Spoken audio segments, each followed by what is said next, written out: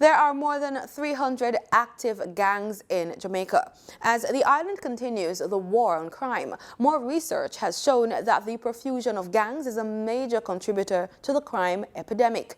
Therefore, one way to stem or curb the issue is to root out the gangs that have embedded themselves in the society.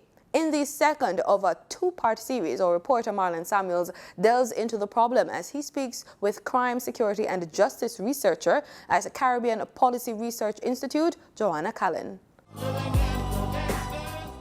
Research done in the United States by the American College of Pediatricians indicates that fatherless children are more likely to display violent behavior, twice as likely to drop out of school, and are most likely to become gang members. Through gangs, youth find a sense of community and acceptance. The gang leader may fill the role of a father, often leading members to model their behaviors. It is with this in mind that we look at the recruitment of gang members. Crime, security and justice researcher at the Caribbean Policy Research Institute, Joanna Callen, explains. They recruit members in several ways. The first is that, as I mentioned, especially in the first generation gangs, when they tend to belong to a specific community or geographical space, then there's that inclination of a group of young persons, mostly males, who know each other, then they kind of come together to form that group, right? But we've also seen where school children are being recruited just because the gangs assume they kind of fall under the radar of the law enforcement. However, in that 381 gangs that JCF counts, that also includes school children or school gangs that have been established as well and might be affiliated with the older adult gangs.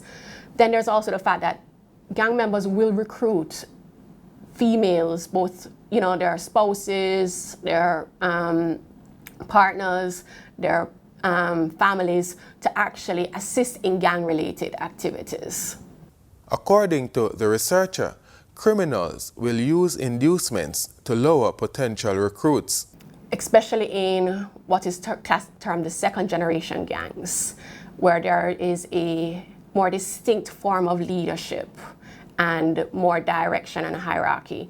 You'll find we came across incidents where gangsters are actually sending and financing education and higher education for persons such as lawyers, accountants, computer science students, just because of the fact that they're able to then utilize their services within the operations of the gang.